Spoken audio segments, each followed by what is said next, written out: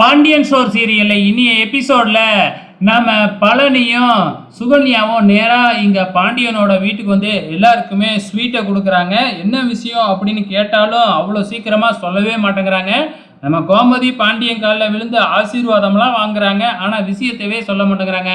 கடைசியாக தான் நான் அப்பாவாக போகிறேன் அப்படின்னு பழனி சொல்லி வெக்கப்பட்டுக்கிட்டு இருக்கிறாப்புல. அதுக்கப்புறம் என்ன, எல்லாருமே வாழ்த்துறாங்க. வாழ்த்துறது மட்டும் இல்லாமல் அப்படி இருக்கணும் இப்படி இருக்கணும் அப்படின்னு அட்வைஸ் பண்ணிக்கிட்டு இருக்கிறாங்க. இன்னைக்கு உங்களுக்கு இங்கே தான் விருந்து, எங்கேயும் போகக்கூடாது அப்படின்னு உட்கார வச்சு நம்ம கோமதி ராஜி எல்லாம் போய் சமைக்க ஆரம்பிக்கிறாங்க. இந்த பக்கம் வந்து பார்த்தீங்கன்னா நம்ம கதிர் பழனியை தனியாக கூட்டிக்கிட்டு போய் பேசிக்கிட்டு இருக்கும் பொழுது, இந்த நேரம் அப்பத்தா உங்க கூடல இருக்கணும் அப்படின்னு ஒரு பிட்டை ஓட்ட ஆரம்பிக்கிறாப்புல. அதாவது எப்படியாச்சும் வந்து பார்த்தீங்கன்னா அப்பத்தாவை அந்த வீட்டுக்கு அனுப்பி வைக்கணும். ஏன்னா சக்திவேல் நம்ம முத்துவேல் கேட்டுக்கிட்டார் இல்லையா நம்ம கதிர்கிட்ட. ஸோ அதனால வந்து பார்த்தீங்கன்னா எப்படியாச்சும் அவங்களோட சேர்த்து வைக்கணும் அப்படின்னு கதிர் இப்பவே வந்து ட்ரை பண்ண ஆரம்பிக்கிறாப்புல.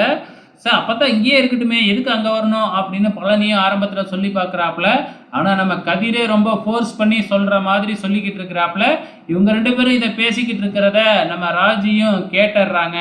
அதுக்கப்புறம் உட்காந்து சாப்பிடும் பொழுது வந்து நம்ம கதிர் வந்து பழனியை பார்த்து கண் சைகை காமிக்கும் போது, ஏன் பார்த்தா நீ பேசாமல் என் கூடயே வந்துடுறேன் அப்படின்னு கூப்பிட்டு பார்க்குறாப்புல. ஆனால் அப்பத்தா இருந்துக்கிட்டு நான்லாம் வரமாட்டேன் அப்படின்னு சொல்லிக்கிட்டு இருக்கிறாங்க.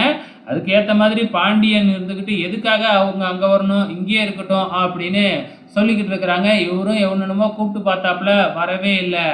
ஸோ நம்ம ராஜி இதை எல்லாமே கவனிச்சுக்கிட்டு தான் இருக்கிறாங்க. கதிர் என்ன இப்படி பண்ணிக்கிட்டு இருக்கிறாப்புல அப்படின்னு சொல்லிட்டு அதுக்கப்புறம் ரூமில் தனியாக போயிட்டு நம்ம ராஜி கேட்டு பார்க்குறாப்புல. ஆனால் கதிர் வந்து மறைச்சிக்கிட்டு தான் இருக்கிறாப்புல, பொய் சொல்லிக்கிட்டு இருக்கிறாப்புல. ராஜிக்கு இவன் என்னமோ மறைக்கிறான், ஆனால் நம்மக்கிட்ட சொல்ல மாட்டேங்கிறானே அப்படிங்கிற டவுட் மட்டும் வருது.